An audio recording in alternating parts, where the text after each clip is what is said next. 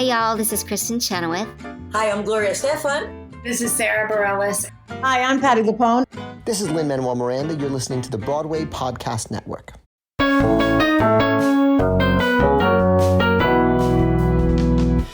Hello, I'm Jesse McAnally.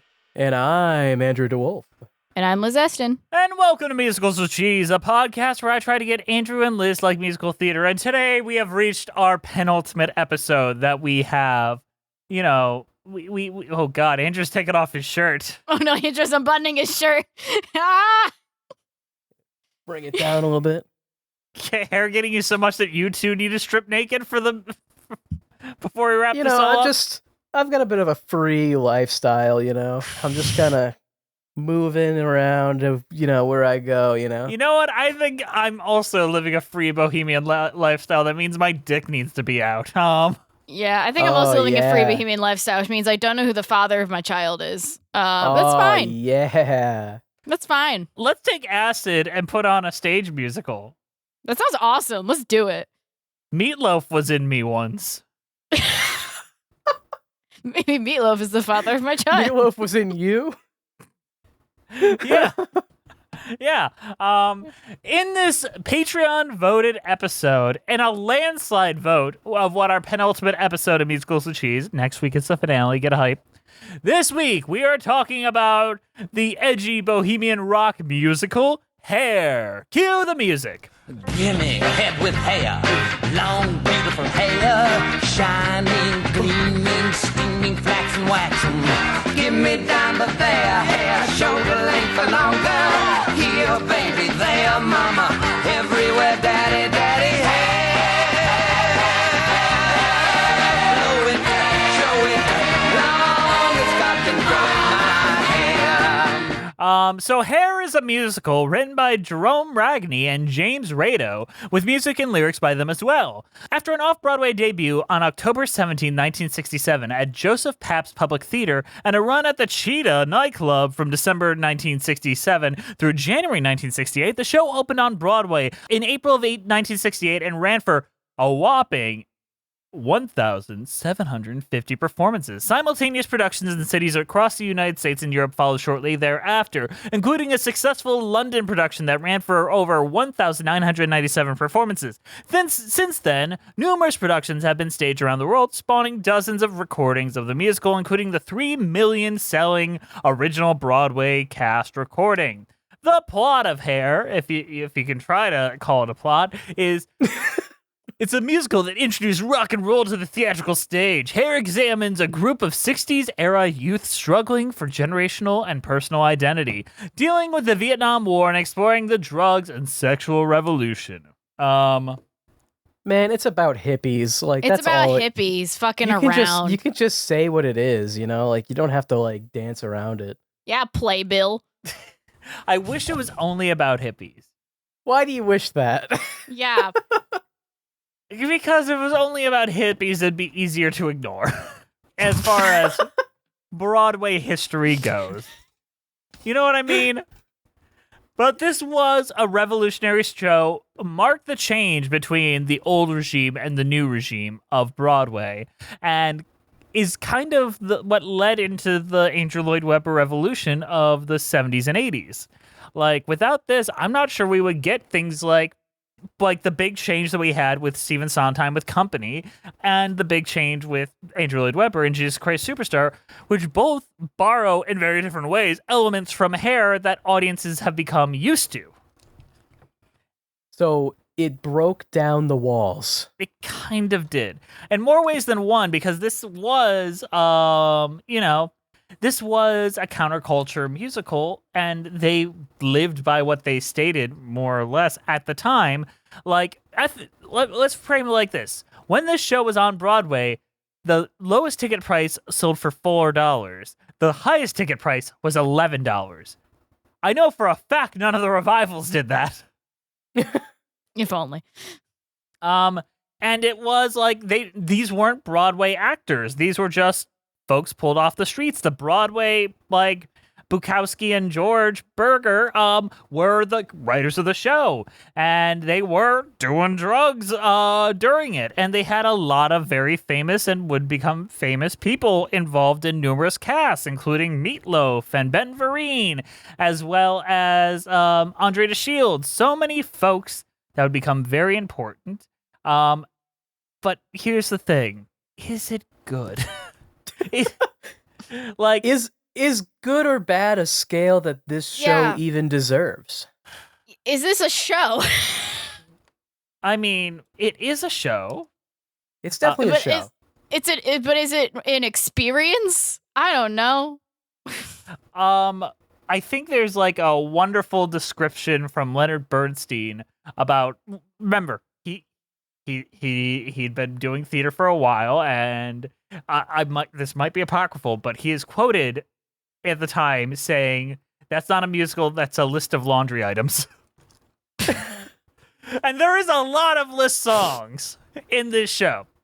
It is important. It is like, but then again, we got to pull out the Kamala Harris quote. This show didn't just fall out of a coconut tree. You have to put it in the context of when it was done. Which is the most interesting thing about this show, and the reason why it shouldn't be performed anymore. If you look at this show as like a wrecking ball, right? You know, like it paves the way for all the new stuff, but you don't go back to the wrecking ball. You know, we got the new stuff now. And the things that they're trying to be like edgy and proclamative just don't work anymore. Like, I'm sure it was like when it's just 10 years before black and white people couldn't get married legally, having a bunch of black women sing about how attractive white men are would have been something really wild and, you know, transgressive. But here, like, I'm like, it's, you have to it becomes a research assignment more than it becomes me enjoying a show. You have to look at it and be like, well, what was the culture at the time? Like, how did this counter it? Because it's a counterculture show for a culture that doesn't exist, and the counterculture kind of won. Yeah, like, well, we sort of almost kind of, we're trying to go back, but we live in the future this counterculture created, so. And I watch this and feel the same way I do watching Rent, especially with these people, because they are rich people.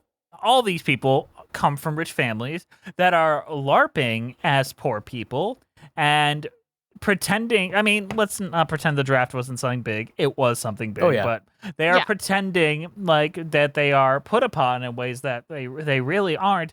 And this generation, the hippie generation, either ended up dying in Vietnam, dying of overdoses, or becoming the boomers that are currently telling us we don't work hard enough. And you know what? Watching this, I don't think these motherfuckers are working that hard either. It's projection, bro. It's always been projection. They're like, you should learn from my mistakes. Don't be a layabout like I was. Yeah. Don't take acid and hang out with your friends. I love doing that, but it was a mistake, and you guys shouldn't do. Not to bring it back to our history, but one of the first cast members in one of the early productions was Meatloaf, and he's in this counterculture musical about tearing down the government and socialism, and till the day he dies, he was very big on MAGA Trump and how we should stop whining liberal. Bro, Meatloaf was QAnon, like, just straight up. Meatloaf was a QAnon conspiracy theorist, just say it. Like, he believed in QAnon. But the shit he was posting, I mean, my God. Yeah, I had to scroll through that Facebook page for that video you told me to make, and it was horrendous. And he was in Hair. He is part of the generation that made Hair the thing that it is. So it's Meatloaf's fault, is what you're saying. It's his generation's fault. And we can't even have rock and rollers say transgressive shit anymore because then Tenacious D breaks up. Can we even discuss that? I feel like we can't discuss that. That's I don't think we can discuss that. Because then we're going to have to break up, because I'll say something that you're going to have to apologize for. I was blindsided by what Andrew DeWolf said publicly. Guys, I think Trump might be bad, bro. And I think our creative plans are on hold forever. And I'm here too. Hi. Hello. All right. You're the pick of destiny. I think I'm the pig of Disney. Yes, you think hair. I want to talk about the fact that this show is kind of just a vibe. Yeah. And we've talked about shows like this before, I think, where you just sit in like you're in it, but there's no like anything other than just a vibe, a feeling. I think this invented the vibe feeling musical. Like, without this, you don't have Company or Godspell. I think Godspell and this are very similar in a lot of ways, strangely. Godspell is Christian hair. I feel like we read a review that said that. Too. Yeah, and that was exactly what it was trying to be. Like, let's just take hair and take out the drugs and put Jesus in.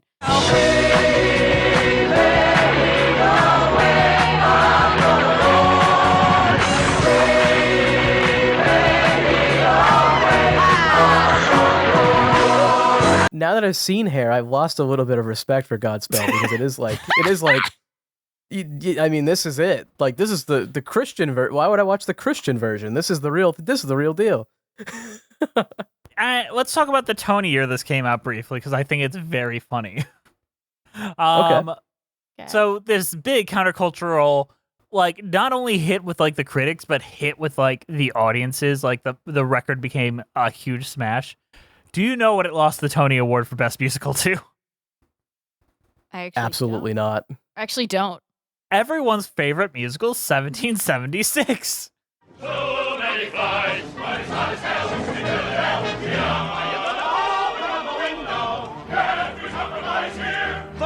Yes. No, too many flies here. 40, yes. Oh my God, sing, run, sit down. What? Oh shit, we're never gonna talk about that. That's excellent. 1776 is one of the most boring things anyone's Isn't there ever like had to 5 watch. songs in the whole thing? There's like Yeah. 5 songs, and Act 2 is like a series of monologues. Isn't Mr. Feeney in the movie Yes, version? he is. Damn right. Yeah, we never have to talk about this. Unless you make us talk about it via Patreon. I don't think I can't Please. imagine I don't myself think anyone doing that. will, but it's the only way you'll get us to talk about it. You don't want to see that episode. Yeah, most of was it will just be being like, boring. it was boring, America bad, and that's the whole Actually, episode. we could dress up as Supreme Court justices and analyze it. We could. We have to get costumes. So Do we have the budget for that?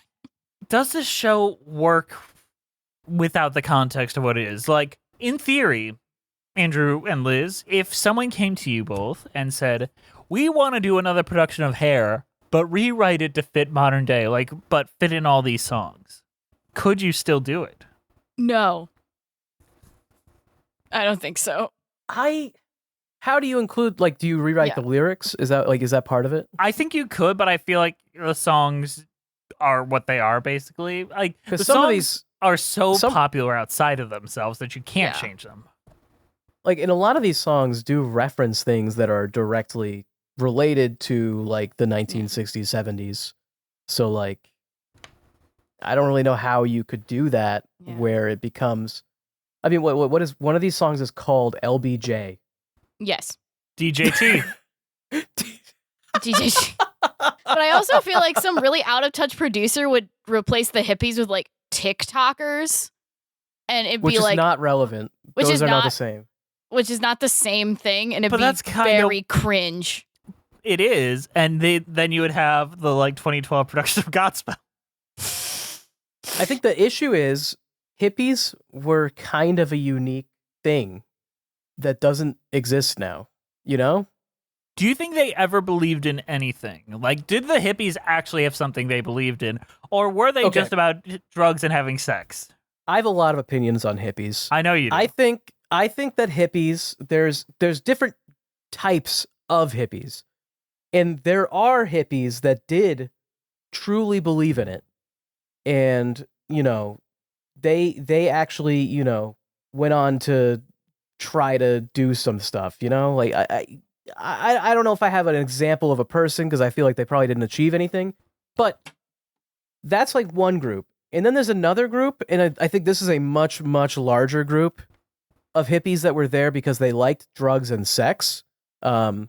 And there wasn't really anything else to it. They really wanted to hang out in a fucking field with a tent and listened to Jimi Hendrix while they did a fuck ton of drugs and had sex.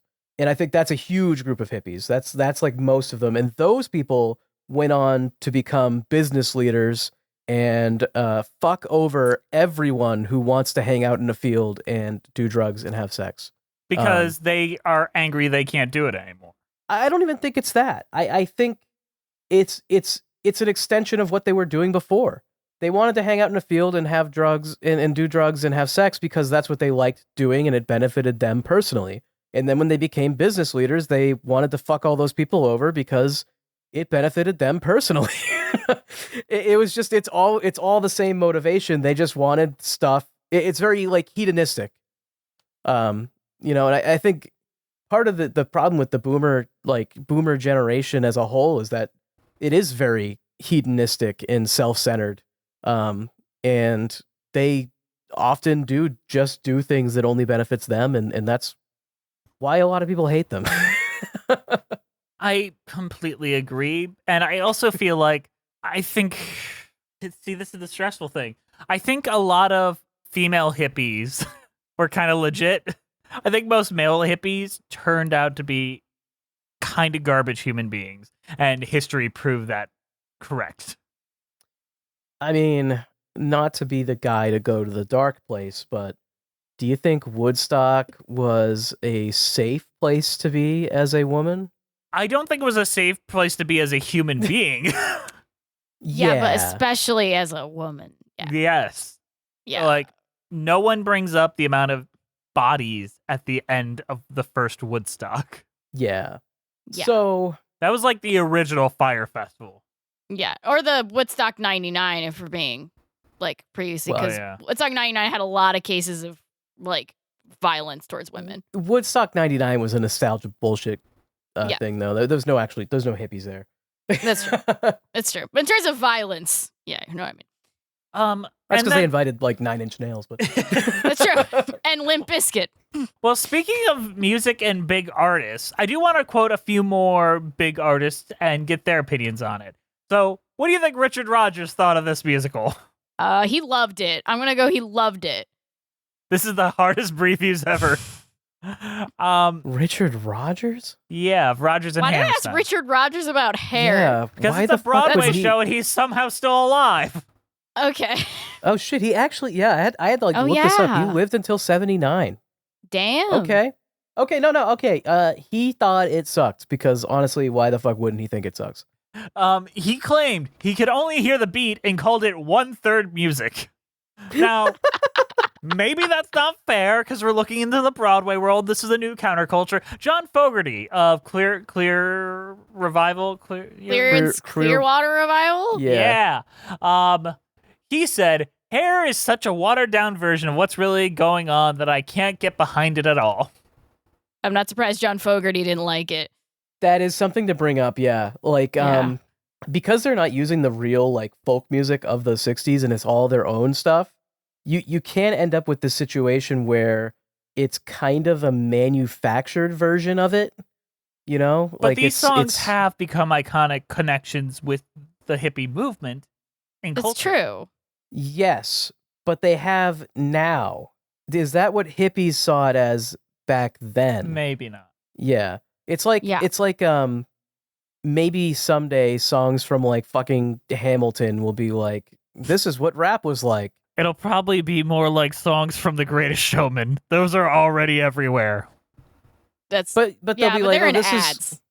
This is what rap is like. And it's like, well, back in the day, that's not really how we saw that, but sure. I mean, it was like hippie bands like Grateful Dead, Everson Airplane, The Holding Company, like.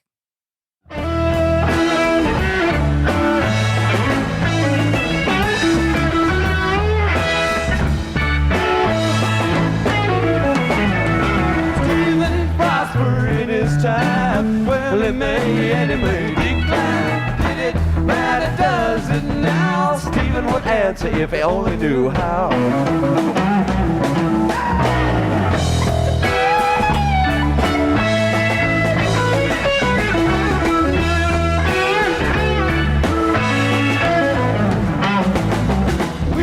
well with the golden bell bucket hanging clear to hell.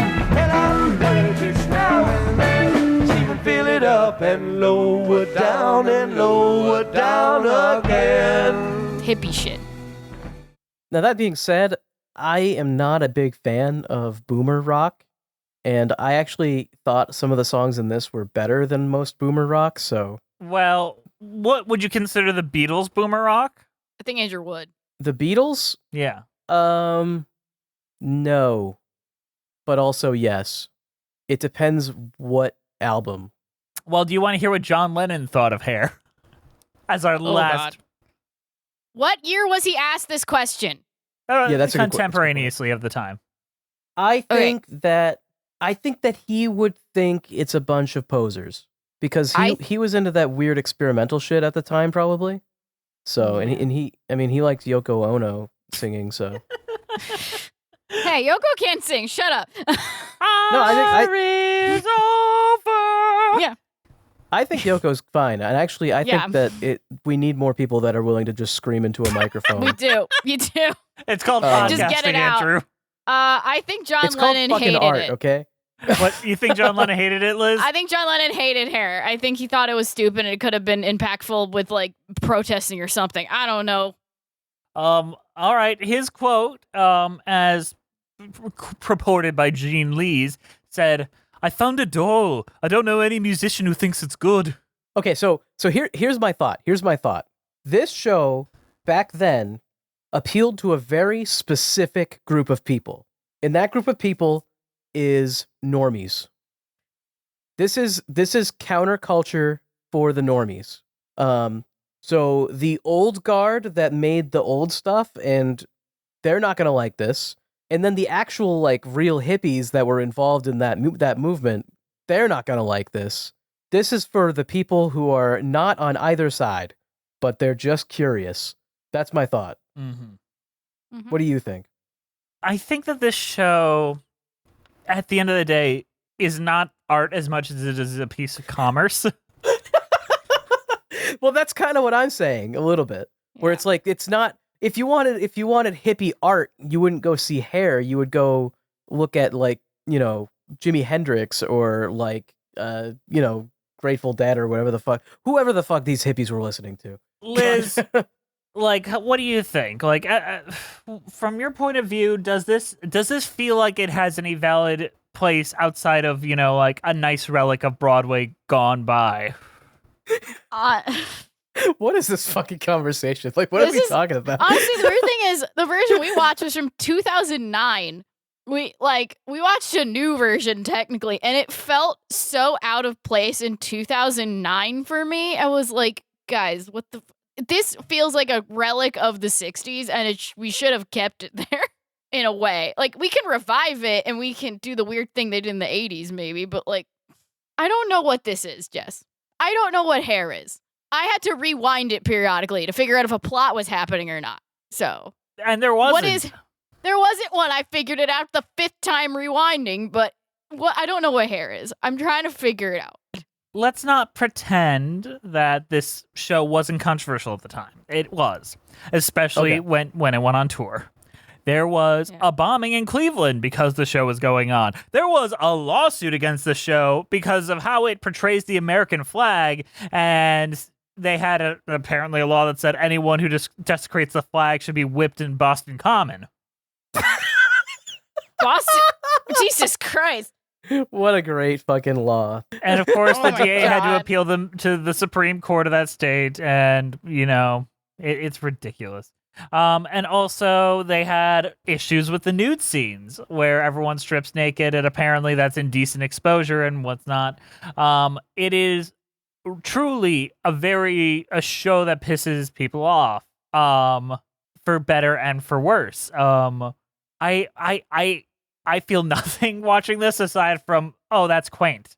And I know that's me speaking as a young kind of, like, I am very lucky to be at this position where I was not drafted. I was not thrown into these very specific situations.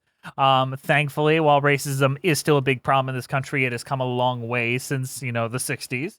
So a lot of these things I feel is a little quaint and a little annoying. These people on stage annoy the fuck out of me. Just speaking of annoying, you in particular, and also sort of me. Do you want to do a quick comparison with another one of our favorite shows, our second ever episode? I was about to say, this is actually like a ring theory going on here. Because our next episode is gonna be a Sondheim, and this is like our counterculture big change that none of us fucking like thing. And much like our opening, which was a Sondheim show, and our second episode was Rent, a counterculture thing we didn't fucking like. This is very much like Rent in every single conceivable way. Every way. Yeah, it's just 60s Rent. Yeah. It's bohemians that are like self-centered and poverty tourists, and like literally it's like the same. They're talking about the issues of the day. It's all the same shit. It's just Rent. Rent tries to have a plot. I will give it. Yes. Rent has a plot. Rent has a plot. This is just hippies vibing. Yeah, but the 90s were more plot centric, you know? The 60s were all vibes, bro. Yeah, that's true. That's true. But it is kind of like the big middle finger to the things of the day, which back then was like the Vietnam War and free love and sexuality.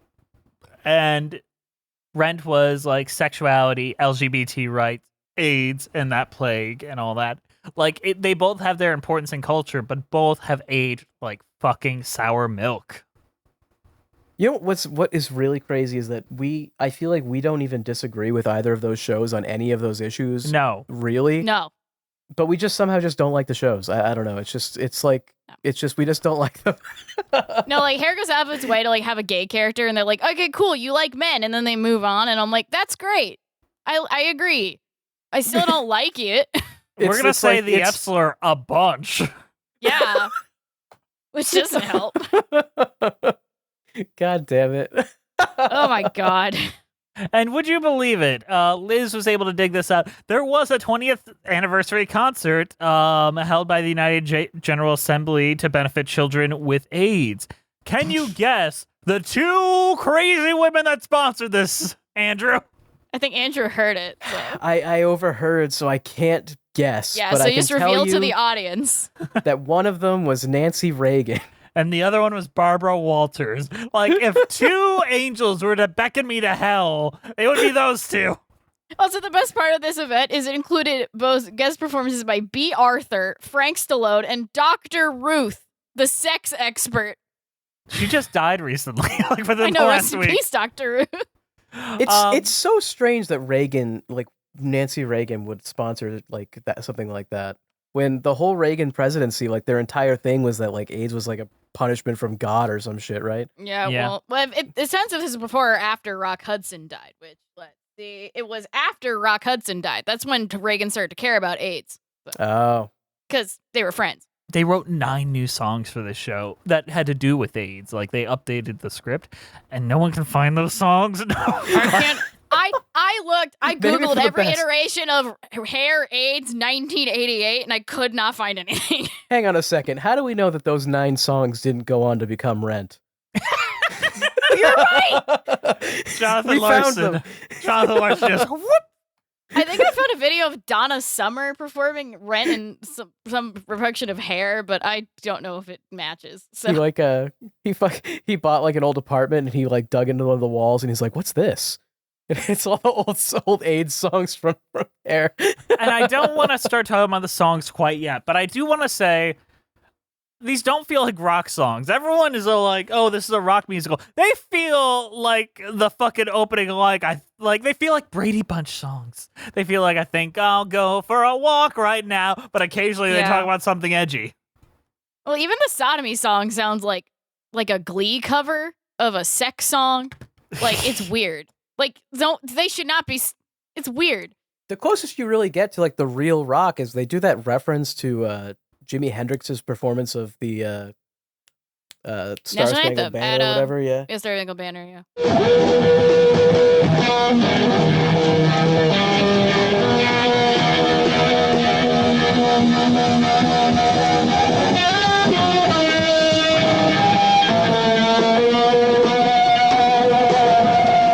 Yeah, but I mean that's just you're just quoting someone else. Yeah. I Which Wyclef tried to do at Woodstock 99 and failed because no one got it. It's like, yeah, That's because these Woodstock 99 didn't. No one knew anything about actual these Woodstock and 20-year-olds Woodstock who 99. love Limp Bizkit definitely understand these references. Limp Bizkit does not belong at a Woodstock. Like, what the fuck? Get a folk band. Like, what are you doing? How about we compare our opinions to those of the theater critics when this first came up? It was previews. It's time for previews. It's time for previews. Our first review is from Clive Barnes from April 30th, 1968. Hair, it's fresh and frank. Likeable rock music moves to Broadway. So Clive Barnes is kind of like one of the softest New York theater critics. Like one of the ones that isn't like the Knives Out. The authors of the dowdy book and brilliant lyrics have done a very brave thing. They have, in effect, done away with it altogether. Hair is now a musical with a theme, not the story. Nor is it all that has been done. Man. It is totally new, all lit up, gas-fired, speed-marketed Broadway version. For one thing, it has been made a great deal franker. In fact, it has made the frankest show in town, and this has been a season not noticeable in its verbal or visual reticence. Since I have had a number of letters from people who have seen previews asking me to warn readers, and in urbanely quaint words, one correspondent spell out what is happening on stage, this I had better do. Well, almost, for spell it out, I cannot, for this remains a family newspaper. However, a great many four-letter words such as love are used very freely. At one point, in what is later affectionately referred to as the nude scene, a number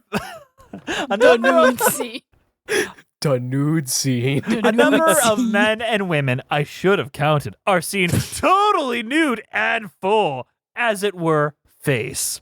Frequent approving references are made to the expanding benefits of drugs. Homosexuality is not frowned upon. One boy announces that he is in love with Mick Jagger in terms unusually frank. The American flag is not desecrated. That would be a federal offense, wouldn't it? But it is used in a manner that not everyone would call respectful.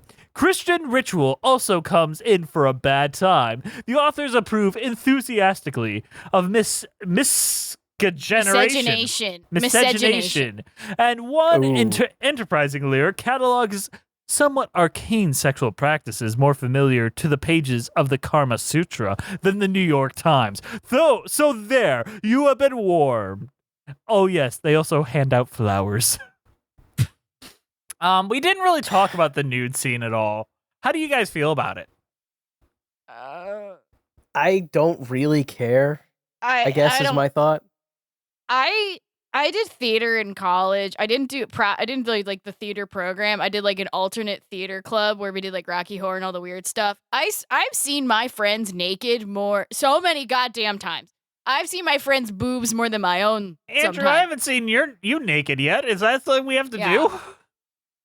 You know, I don't think that's really like a rite of passage. That is not a rite of passage of friendship, unless you're doing Rocky Horror and you see someone's dick for like the third time that week and you don't care. But yeah, I've seen a lot of naked people in my life and I just don't care. I'm like, whatever, you're naked. Emily Clark did this show and performed the nude scene. And she brought up how like occasionally hard it was for men to not stand at attention while that scene was going on, which I get. It's a weird thing to be doing. Your body does strange things. There was a lot of funny quips made about it. Jack Benny, during the interval at the London preview, quipped, "Did you happen to notice any of them were Jewish?" And hilarious. It became a joke. And Groucho Marx quipped, "I was gonna go see it, and then I called up the theater. They said tickets were $11 a piece. I told them I'd call back. Went into my bathroom, took off all my clothes, and looked at myself full length in the mirror. Called the theater and said, forget it." Damn, Groucho Marx with another hit. Damn, Groucho Marx is hung. That's what I've learned. Do we agree with that review? I don't know. No? I Did don't he say know. anything? That's a real question. Did he say anything? He didn't. I've read this whole review. He didn't say anything. That's why he doesn't. That's why we have the Ben Brantleys of today. They are going to be very mean or not say anything at all. Yeah, this is a sneak peek of our next recording, but I was looking at the review for that recording, and I was reading Jesse Green's thoughts on our subject matter, and my God, it took me an hour to figure out what he was saying. How about we compare our opinions to those of the people over on Letterboxd.com? It's time for the Letterboxd game! 1 star, 5 star. Now, if this is your first episode of Musicals and Cheese, what a time to join on. Let me tell you that. Yeah, 299 point whatever it is. Welcome. 0.9, baby. I just 0.9. love Hannah so much. This is a game where Liz pulls real Letterboxd reviews, and me and Andrew have to go head to head guessing whether they're a 1 star or 5 star based on nothing but the review alone. All right, I'm ready. Andrew, are you ready? I've been ready. Yeah, this is based off the critically panned 1979 film. Oh, we didn't even bring that up. No one liked We'll it. bring that up in the second half. Fuck it. Yeah, we'll talk about Jess probably watched it recently, so he can talk about it. Just doubled it with reverb, so. Yeah. All right, who wants to go first? I do. All right, Jess, are you ready? I'm ready. I like to imagine this is a prequel to The Warriors. I get it. 5. That is a 1, actually. No! This person did not like The Warriors. Yeah, I thought people liked the Warriors. Apparently, this person didn't like it. Do you know that that's Lin-Manuel Miranda's next musical? He's doing a musical adaptation of The Warriors. Wait, really? What? I'm not making Is he that gonna? up. Is he gonna do a song about that one line? Warriors, come out to play. Warriors, come out to play. Oh, he's definitely that's gonna be a whole multiple songs. That's got to be a whole number. It's a whole dance number. I mean, he announced it last August. We'll probably see it in 2045 or something.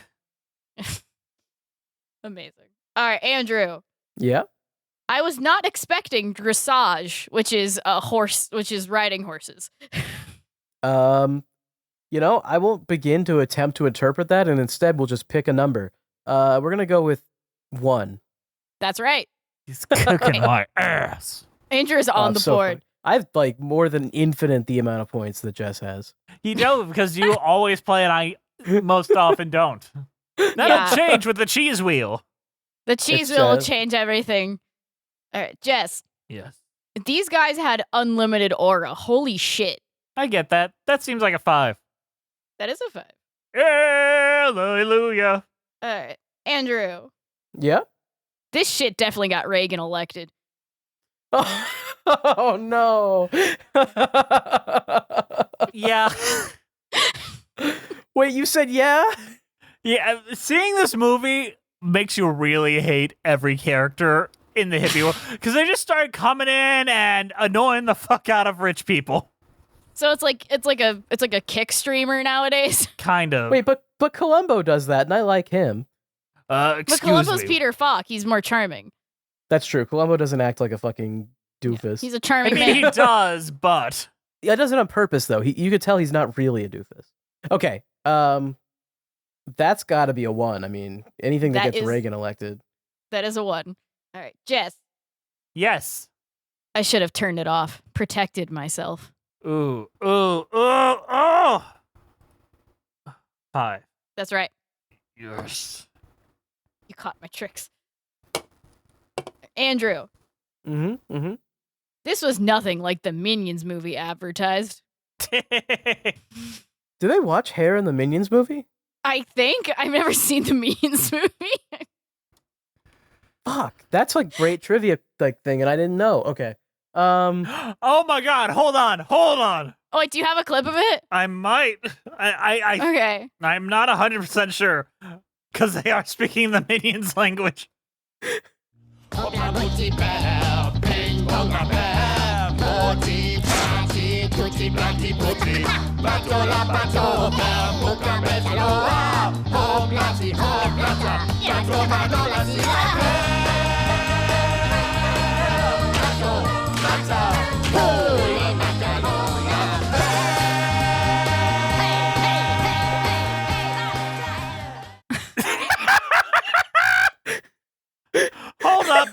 Hold up. hair, uncultured swine. There's a. Oh my fucking god, no. No. This made $1 billion. They adapted every part of hair into the scene. This is a more accurate adaptation than the film. My mind is boggled. Oh All right, my so God. now that we have context and we've seen We've seen the the scene and you've Minions heard it. performance. You've That is heard a it what- on this whoa, edited whoa. episode. That's Andrew. That was Andrew. Yes. So now that we have context, I think we can very clearly say that this is going to be a 1-star because the Minions, it was a much better adaptation. That's correct. All right. Jess, yeah. I can only Burger tie and- this, right? Yeah. You're tied currently. No, Andrew's up 1, so you can tie it, Andrew. I mean, Jess. Jess can tie it. Just can tie it, but I still get to go again. That's true. Which True. means, So Andrew could fuck it up and then you tie. yeah, I can't win, but I can tie. All right. Burger and Claude should have been endgame, but no. Claude had to be a pussy and make Burger die for him in war. It's very stupid, but yes, that's 5 because they want That to is- fuck. Imagine knowing the characters' names and hair. Yeah, exactly.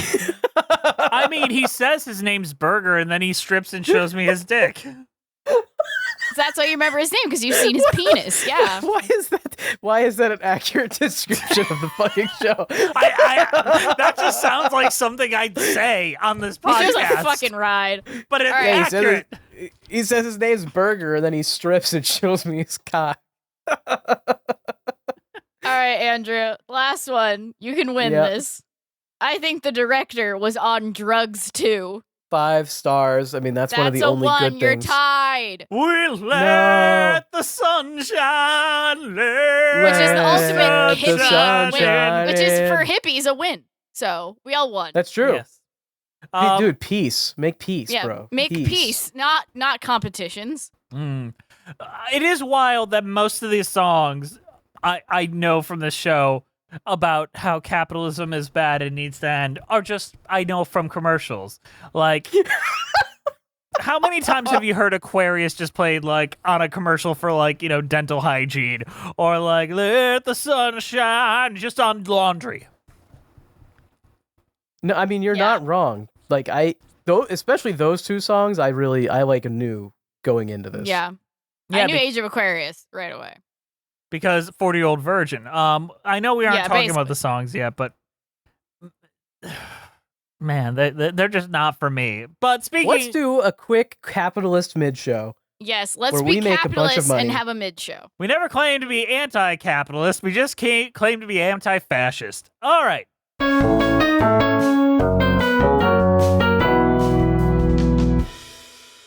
Hey guys, sorry to interrupt you in the middle of the show, but we've got a show to you. Today's show is brought to you by the extremely kind donations by our donors, our flower children over at Patreon.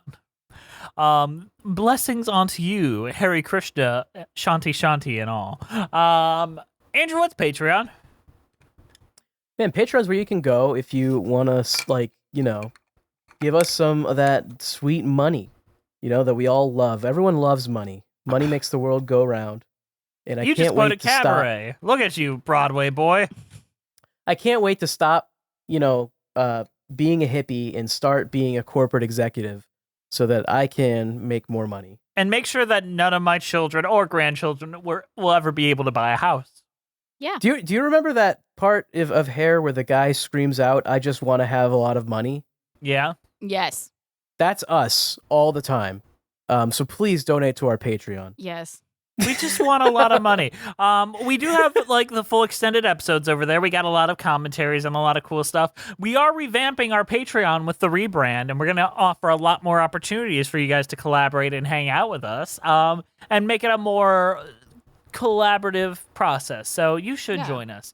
Our current patrons are Danielle, Renix, Jess Stampede, Ewan Cassidy, Monica Thoreau, Brent Black, Nathaniel Stacey Koo, Mary Lou Showcat, John Vanals, Russ Walker, Musical Hell, Emily Gracie, Kyle Summers, Jen AC, Scoot in the Technicolor Dreamcoat. This sounds like a hair song. Nothing is certain except Beth and Taxes, John Vanals again, Thesbian, Mitchell Young, Chai Tea Cup, Chris Marcoki, G. Marie Anastasio, Trevi Joseph, RJ Noriga, Julia McClennan, really Joe and Bjorn Herman, Toriana Frazier, Sammy the Adequate, Mount I don't know Jenkins, what's worse, this or the Haley accent. Blazer, Villainous Miss, Sophion Ali, the Omega Geek, Paige Pearson, Maddie Wargle, Lisa Erdman, Anna Luskatova, Sarah Den Blechter, Evan Ball, Zachary Perez, and Rara Marasa, Mara Lisa, Possessed Washing Machine, Nick Roten and Puffy Boy, Sydney Hicks and Anna Beal, Billy Clifton, Gold-Plated Kikimora, Ari Artie, Emma Carbalda, JRL Studios, Catherine Chakra, Z Botello, Alexandra Dom, and Gwen Bowman. They all give us some financial support and help us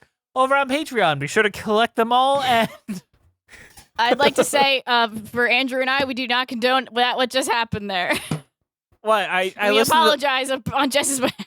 We're very sorry for hiring Lin-Manuel Miranda to write. Yeah, Lin-Manuel our, Miranda showed up at patrons. our recording studio and read your names, and I'm so I sorry. was trying to do the Pokemon theme. Gotta catch them all. Well, it sounded like a Hamilton song. At that Gotta point. Can we catch 'em get Paul all, Giamatti back Patreon. to do the Patreon? Like, Nah, he's never coming back. damn. Paul Giamatti's gone forever because Jess literally actually channeled his soul in, Yeah. and he can't figure out how he did it. He can't pull it off Yeah, again. he became Paul Giamatti. Go listen to our Rock of Ages episode, kids. It's a time. It's a time. Can't promise it'll be good, but I can promise it exists. Speaking of existing, let's get back to the show.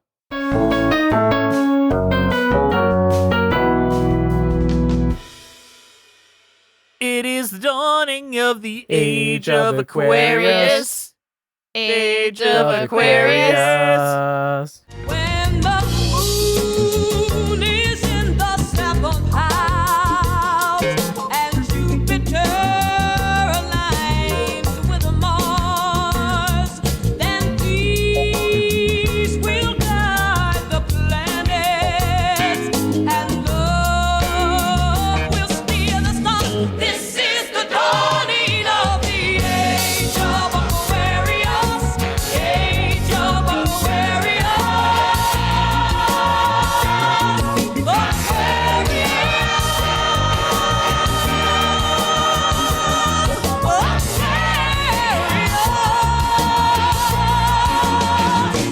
Show ever be that bad if it has a song that fucks this hard?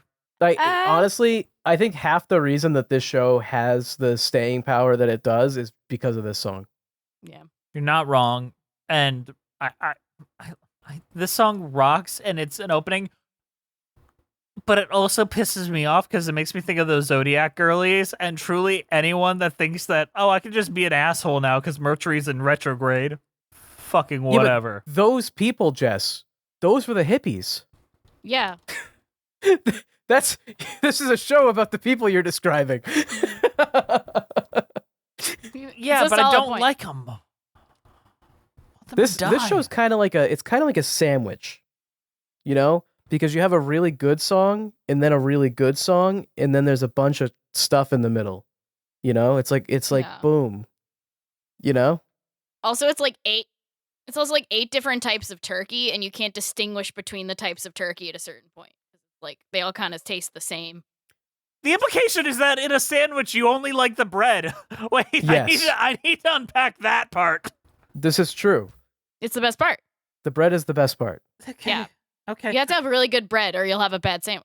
No, You can put turkey between bricks if you want to, and it's not going to taste any good.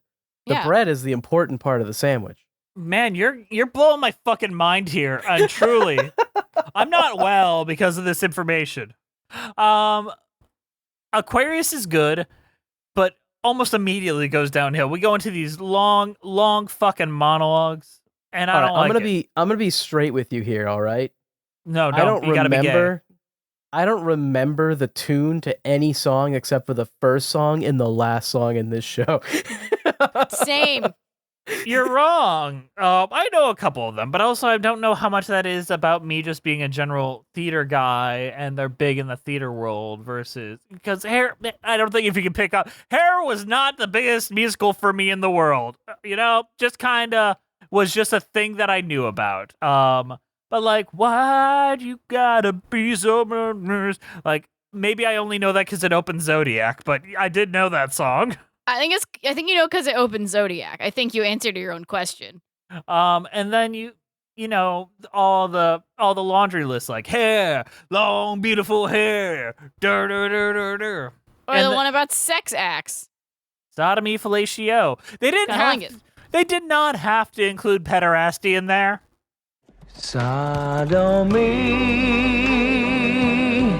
fellatio,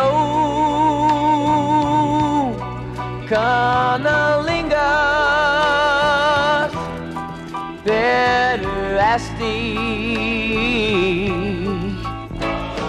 Father, why do these words sound so nasty? It's kind of weird that they did. You're not wrong. It means love between a man and a little boy. And I'm like, wait, why is that included in the list of, like, consensual sex acts? I don't know. We don't claim the hippies. We don't claim the hippies on this show. We don't associate with hippies. We associate with pirates, but that's about it. Pirates, I will associate with. I mean, Piracy pirates is are awesome. respectable. Pirates are sick, badass. The only bad thing they do is murder, which, I mean, that's whatever. We condone pirate murder, but not any other murder. Jess right now typing up his, I was blindsided by that comment about pirates. I can't wait for the Notes app tweet.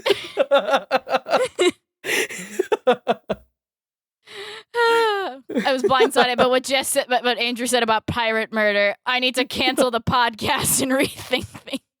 All creative plans we have in the future are canceled. White boys are so groovy. White boys are so tough. Every time they're near me, just can't get enough. White boys are so sexy, sexy, sexy, sexy. Legs so long and lean, lean. Love so straight on time. I love the love machine. My brother calls them rubber. They're my kind of trouble. My daddy wants me, no, no, no. But I say white boys, go, go, go, go, go. White boys are so lovely, beautiful as girls. Love to run my fingers and toast to all their curls. I like White Boys. I think that's a nice little song that makes me feel pretty good about how I look. Sorry. That sentence out of context is just really fucking funny. I like white boys, yeah. I like them as friends.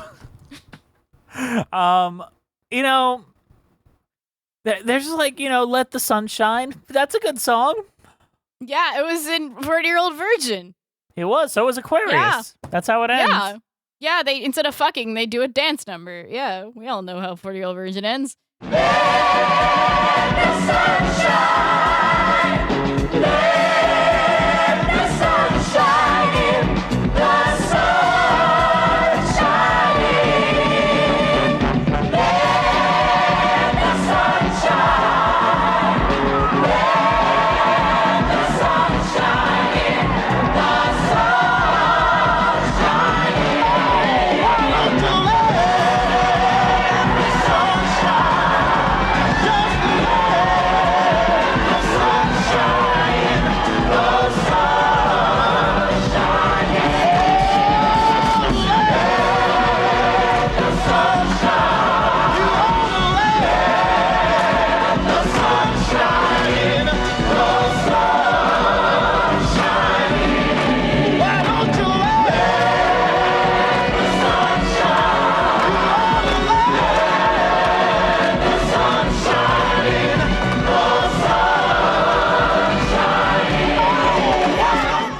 I do want to say that, but most of these songs do just sound like Brady Bunch numbers. I can't say that they're anything great, but that's what they feel like. It amazes me that this became a hit album.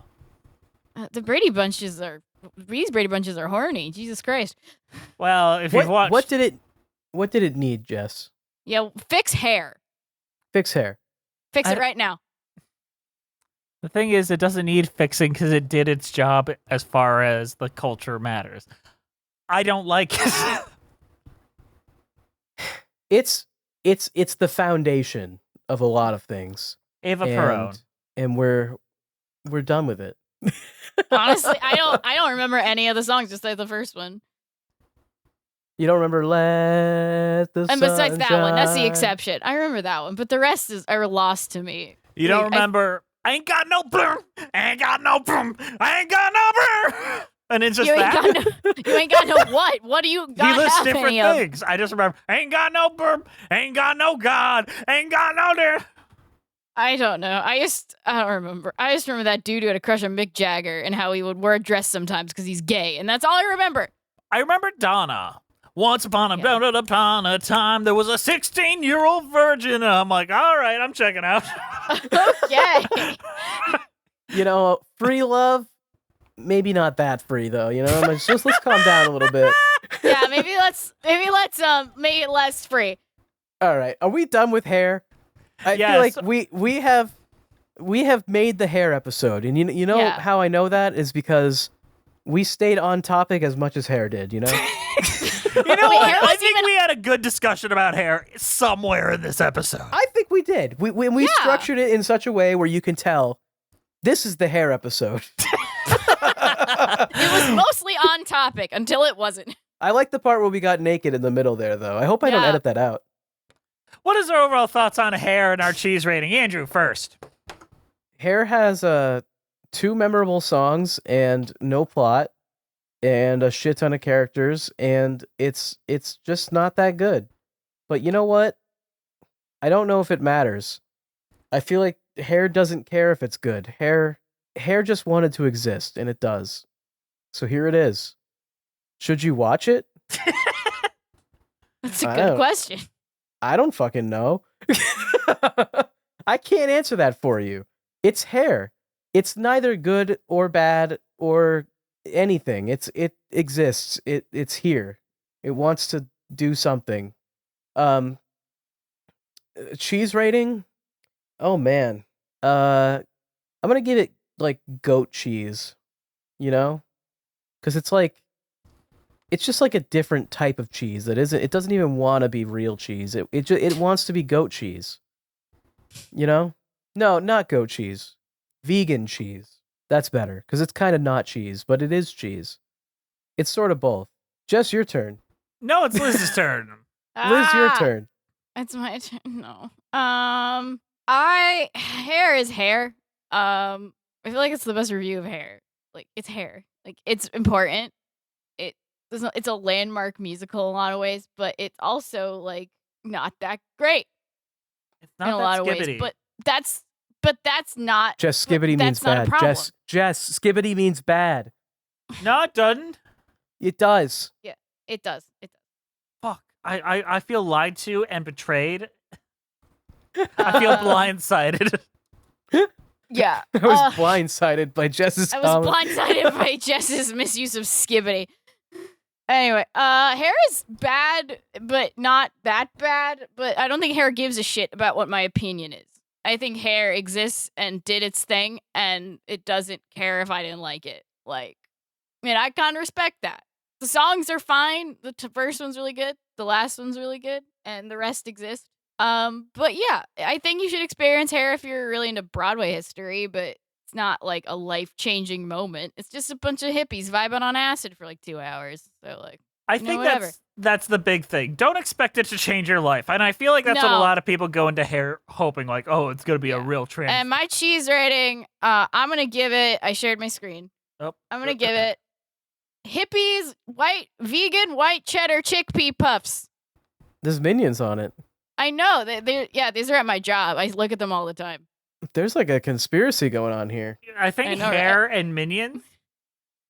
Minions are all bald, though. Well, no, they're like, I think they're the Mega Minions from the fourth one.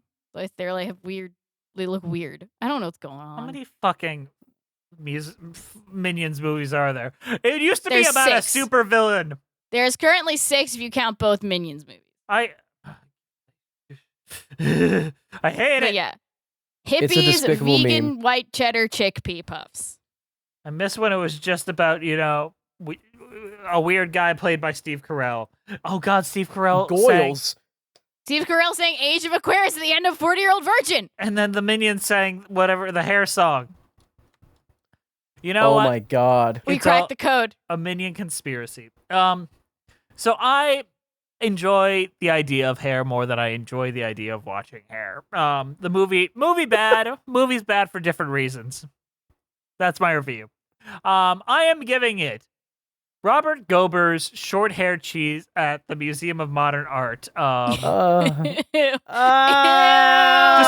Describe what you're looking at, please. It's cheese Ew. with hair. It's literally cheese with hair. It's so gross. Look at it! Ew. Look at it! Look at it! Dad, get it off the screen.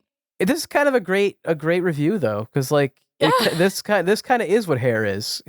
Yeah. It doesn't care what you think about it. It just wants to exist. In I like to, if this hair cheese was a person, it would like punch me in the face and not give a crap. Like, I think if this cheese hair was a person, it would play the shitty games that suck ass. what? Because it's not bald. it's not bald. Because it's only got a little hair. Thank you guys for listening to our episode on hair. Please follow us on iTunes and Spotify at Musicals with Cheese, and it's gonna soon be the Cheese Wheel. Keep an eye on your podcasters. We're on Twitter at Cheesy Musicals for the moment. Patreon Musicals with Cheese, Instagram Musicals with Cheese, YouTube page Musicals with Cheese, Patreon only podcast, Patreon with Cheese. Email us at musicaltheaterlives@gmail.com. Our keeper of the cheese is Juliet Antonio. The show is edited by Andrew DeWolf. Our themes were created by Robyn, Nash, Value Music UK. Thank you to the Broadway Podcast Network for having us on the platform and for not kicking us off for, being blindsided by Andrew's words. Pirate murder is okay. What? I'm kind of with Andrew. I think pirate murder is okay. But, okay, fine. I guess I'm the only piracy fan here. Guess you win with your anti-piracy laws. That's what it's about, winning. It's about winning? All right, we'll see you next time on Musicals with Cheese.